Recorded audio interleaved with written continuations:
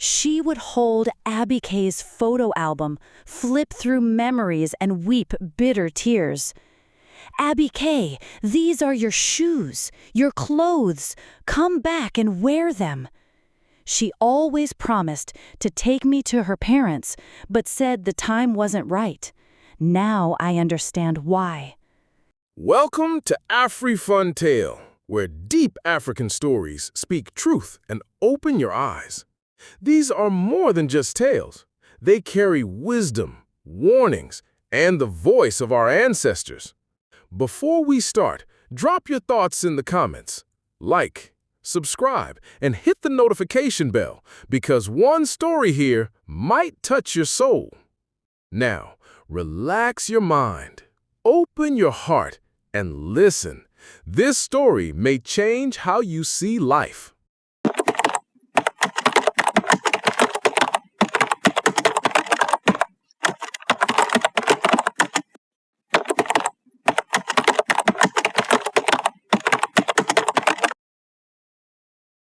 Abike died, but was reincarnated to give birth to children. What if I told you that the dead can return, not as ghost, but as flesh and blood? That a child born with favor, who died in the prime of her glory, was seen again, alive, with children of her own? Would you believe it, or would you run from the mystery? This is not just a story. This is a spiritual whisper buried in the soul of Africa, waiting to be heard.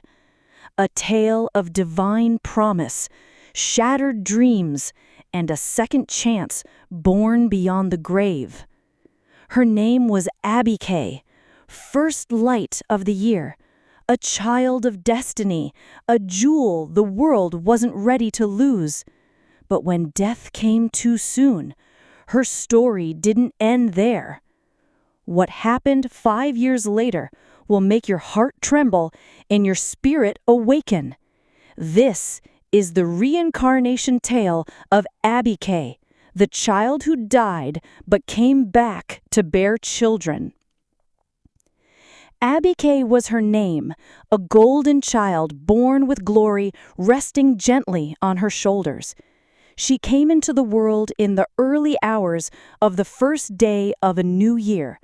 The nurses called her the first light of the year, and the hospital was filled with excitement. As it was the tradition of the state's first lady, she paid a visit to welcome the first baby of the year. She brought along baby gifts, clothes, and even gave the child a full scholarship for her primary education.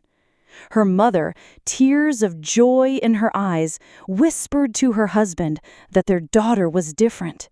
She said, "There's something divine about her. She will take us places, make our names known, and wipe our tears." Her father nodded, holding the baby close. His birth is the beginning of joy and new favor in this house. She is a star, a divine gift. As Abike grew, her light only shined brighter. She was sharp, witty, and always full of life. Her teachers praised her brilliance, her classmates admired her charm, and her parents, they treasured every moment with her like gold.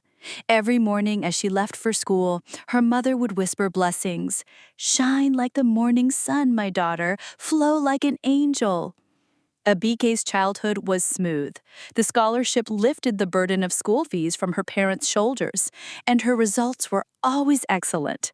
When she finished primary school, a grand graduation was held, and in that celebration, Abike outshined everyone. She led the cultural dance, gave a speech that melted hearts, and received the award for Best Student.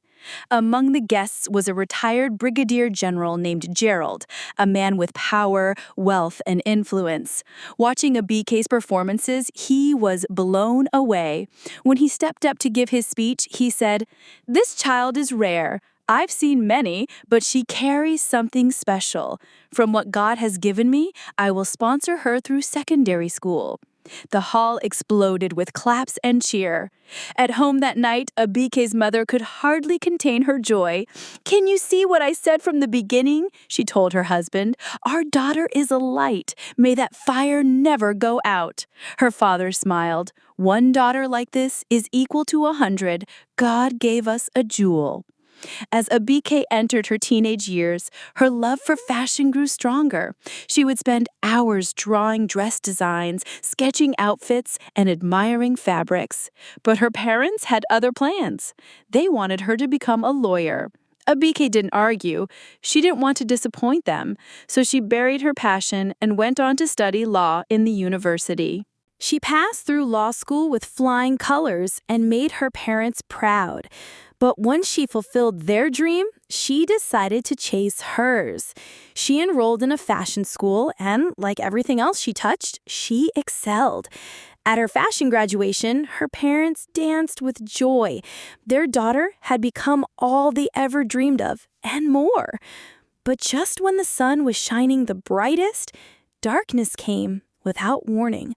On their way home from the graduation ceremony, a vehicle collision occurred. It was a ghastly accident.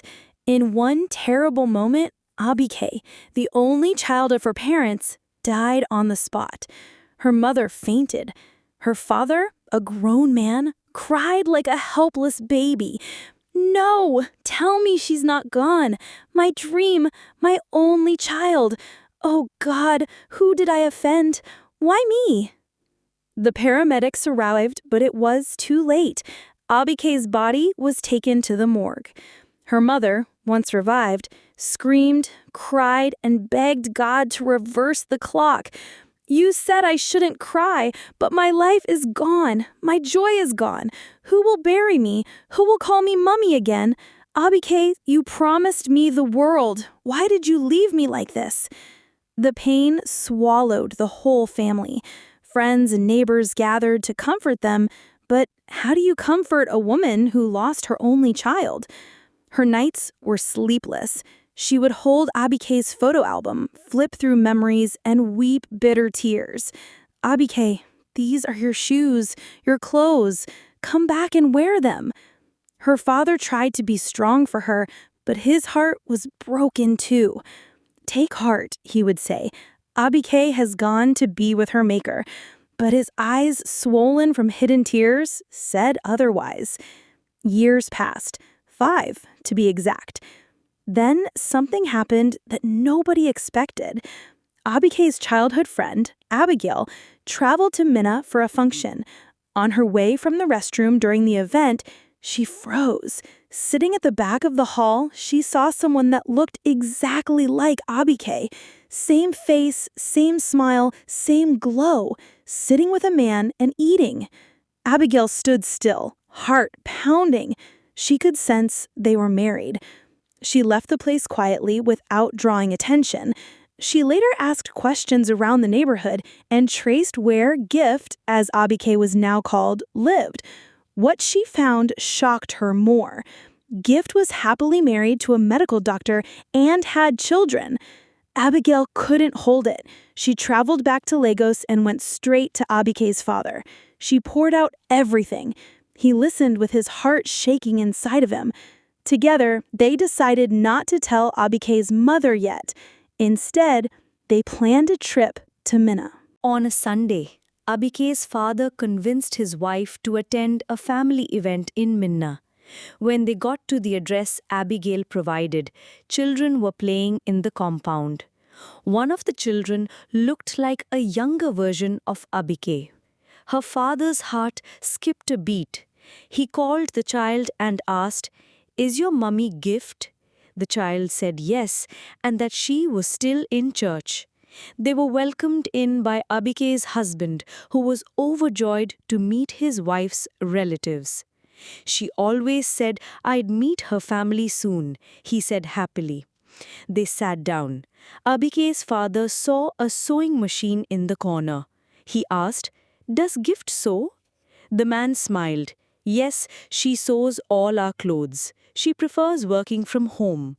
Moments later, the door opened. Abike entered. The moment her eyes met her mother's, she froze. "Mama!" she screamed. "Abike!" her mother screamed. And before anyone could say a word, Abike disappeared into thin air. Her husband was stunned. "What just happened? Who are you people? And who is Abike?" With tears in his eyes, Abike's father explained everything. "She was our daughter. She died 5 years ago. Abigail saw her here and traced her. You know her as Gift, but her real name is Abike. What you married, sir, is a reincarnated soul." Abike's husband sat down quietly, holding his children close. "We met 5 years ago at a motor park. It was love at first sight. She always promised to take me to her parents, but said the time wasn't right. Now I understand why." Abike's mother walked to her grandchildren. "Abike, you fulfilled your promise. You gave me children, even after death. I see your face in them. I feel your spirit here. Rest, my daughter. We'll take it from here." Abike's husband broke down. "She told me not to take her to public functions, but I insisted. That's how Abigail saw her. Maybe this is all my fault." They agreed. Abike's parents would take care of the children. Her husband visited often, becoming like a son to them. One day, they took him to her grave. He stood there silently, dropped red roses, and whispered, "Thank you, Gift. Thank you, Abike. I will love you forever." If this story touched you, don't keep it to yourself. Like, share, and tell someone who needs to hear it. Here at Afrifun Tale, we share stories that teach, warn, and bless. Subscribe and hit the bell so you never miss when another powerful story drops. Till next time, stay sharp, stay wise, and remember, every story is a seed to grow your life.